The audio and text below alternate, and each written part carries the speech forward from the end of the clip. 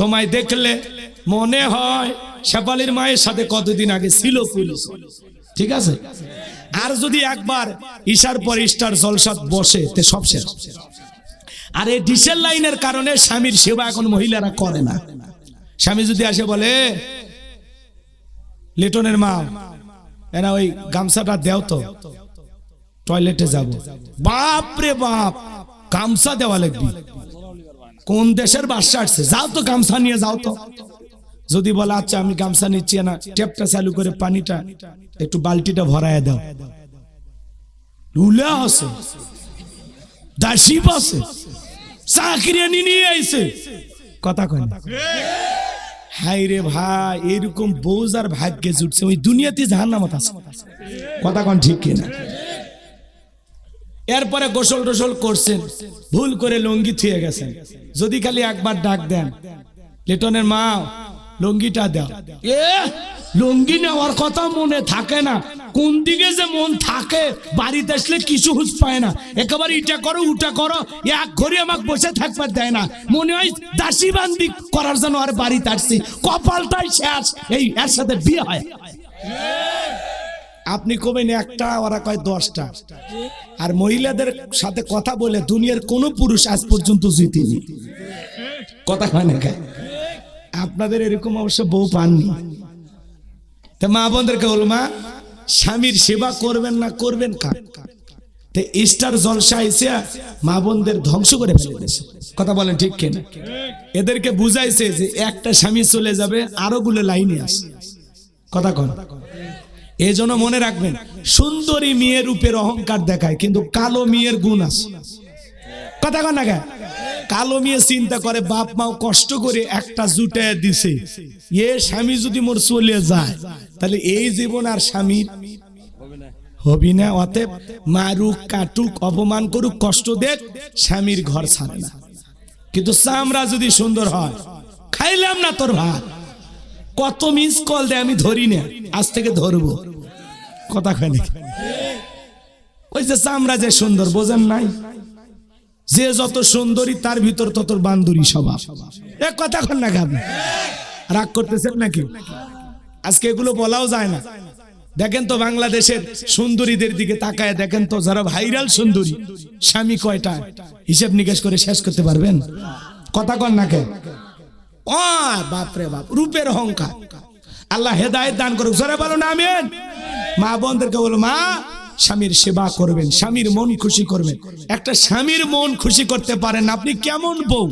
হ্যাঁ, ফেরাউনের মতো স্বামীর সংসার করে আসিয়া যদি জান্নাতি হয়ে মারা যেতে পারে, আপনার স্বামী কি ফেরাউনের চাইতেও খারাপ? তাহলে এই পাগলিগুলো বোঝে না কেন? স্বামীর সম্মান কত। দুনিয়াতে যদি মানুষকে সিজদা দেওয়ার নিয়ম থাকতো, দুনিয়ার সব নারীরা স্বামীর পায়ে সিজদা দিত। স্ত্রী রান্না করতেছে, স্বামী যদি ঘরের ভিতর ডাক দেয়, আয় শুনে যে একটা কথা আছে, রান্না বাদ দিয়ে স্বামীর কাছে যেতে হবে। স্ত্রী যদি নফল রোজা রাখতে চায়, স্বামীর কাছ থেকে অনুমতি নিতে হবে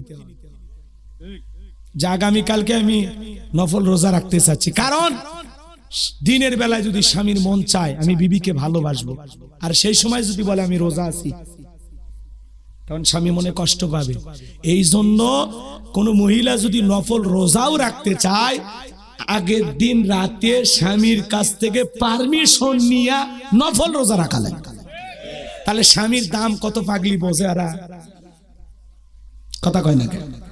যেই মহিলা স্বামীর জন্য রাতের বেলা, তিরমিজি শরীফের হাদিস, এই যে এত যে কসমেটিক কিনে দেয়, এরা তো সাজে না। সাজে কোন দিন? বিয়ের বাড়ির দাওয়াত পেলে। যদি বলেন কে রে বিউটি তুমি এত সাজতেছো, কারণটা কি? কয় সাজবো না, বিয়ের বাড়িতে গেলে মানুষ বলবে কার বউ? নয়নের বউ। আমি তো তোমার জন্য সাজতেছি যাতে তোমার ইজ্জত থাকে। আচ্ছা বলেন তো, বাইরে বিয়ের বাড়ির যে সাজা গোজা করে দেখালে স্বামীর সব না গুনাহ? জোরে বলেন, সব না গুনাহ? সাজা লাগবে কোন জায়গায়? রাতের বেলা স্বামীর অপেক্ষায়। এক কথায় স্ত্রীর রূপ সজ্জা সৌন্দর্য আকর্ষণীয় ভাবে এমন ভাবে সেজে থাকবে, স্বামী যেন ঘরে ঢুকে স্ত্রীর দিকে তাকায়া তার অন্তরে তৃপ্তি অনুভব করে। স্ত্রীকে দেখে যেন তার ভিতরে ভালো লাগা সৃষ্টি হয়। সুবহানাল্লাহ। এজন্য মা বোনদেরকে বলে যায়, মা কোন মহিলা যদি রাতের বেলায় স্বামীর জন্য সাজাগোজা করে, তাই বলে ছেলে মেয়ে বড় হয়ে গেছে ওদের সামনে সাইজেন না, জিজ্ঞাসা করবে মা রাতের বেলায় সাজো যাবে কোথায়? বাচ্চা কাচ্চা ঘুমাইলে ওটা শিখে দে, মানে এর বুদ্ধি কম যায়। জয়পুর হাটে ওয়াজ করছি, মা ও মা স্বামীর মাথায় চুল একটু নাড়িয়ে দেবেন, আপনার হাতের নিতে যত চুল পড়বে একটু ব্যথা হলে স্বামীর মাথাটা একটু ছেঁচে ছেঁচে দিবেন। এক মহিলা সাথে সাথে স্লিপ পাঠাইছে, হুজুর আমার স্বামীর মাথায় কোনো চুল নাই, আমি এখন কি করব? তখন আমি বললাম, মা চুল থাকলেও যে সব, না থাকলেও সেই সব, ওই টাকলা ওটি মার সরিষার তেল মালিশ। এই বলো মেয়েদেরকে মানে সব বলে দেওয়া লাগে, বোঝেননি? ওকে আবার আটকে তুলে আবার ভুল বুঝবি, ওই জন্য ক্লিয়ার করে বলে দিলাম যে বাচ্চা কাচ্চা ঘুম এলে সাজা লাগবে। কথাকে বোঝা গেল? তার মানে এখন বুঝে ফেলে দিছে। শুনে নেন বাজান, আমার ওই মা বাবন শাস্তে স্বামীর জন্য যেটুকু সময় যাবে, দাঁড়ায় দাঁড়ায় নফল নামাজ পড়লে যে সব হয়, স্বামীর আমল নামে আল্লাহ সেই সব লিখে দেবেন। বলুন সুবহানাল্লাহ। স্ত্রীর আমল নামায় নফল নামাজ পড়লে যে সব হয়, আল্লাহ পাক সেই সম পরিমাণ সব লিখে দেবেন। বলুন সুবহানাল্লাহ। সর্বশেষ কথা বলে দিয়ে যায় মা বোনদের উদ্দেশ্যে, মা আপনারা স্বামীর জন্য সাজাগোজা করবেন, স্বামীর মন খুশি রাখার চেষ্টা করবেন, আল্লাহ বোঝার তৌফিক দান করুন। আর আপনার একটু রোমান্টিক হন, বাড়িতে যা বউকে সালাম দিবেন, বাইরে যখন বের হয়ে যাবেন স্ত্রী কপালে চুমো খেয়ে বাহিরে যাবেন, এটা রাসূলের সুন্নাত। আল্লাহ আমল করা তৌফিক দান করুন, জোরে বলুন আমিন। একটু রোমান্টিক স্বামী হবেন। পারবেন না? কথা কয় না, পারবেন না? পারবো তো ইনশাআল্লাহ। বউয়ের যখন দেখে আপনার বউকে দেখে ভালো লাগবে, তখন আনন্দের ঠেলায় আস্তে করে কানে কানে গান গাইবেন। তোমায় দেখলে মনে হয় শেফালির মায়ের সাথে কতদিন আগে ছিল পুলিশ। ঠিক আছে? বউয়ের মন খুশি রাখতে মাঝে মাঝে একটু বিনোদন করবেন, আল্লাহ বোঝার তৌফিক দান করুন, জোরে বলুন আমিন। হযরত আলীর কথাটা একটু বলে দিয়ে যায় বাজান।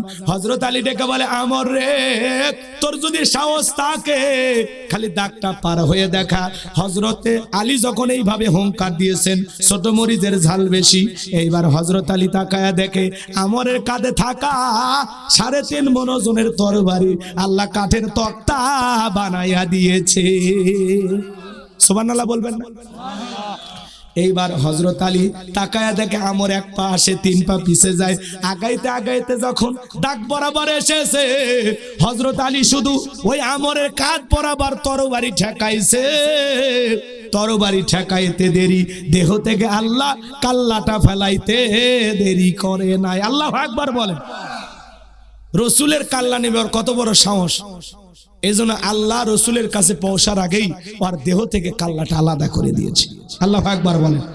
যারা রসুলের সাথে দিবে পাল্লা, যারা আল্লাহর সাথে দেবে পাল্লা, আমার আল্লাহ ডেকে বলে আমার নাম আল্লাহ, যারা দিতে চায় আমি আল্লাহর সাথে পাল্লা আমি রাখবো না তাদের ঘাড়ের কাল্লা।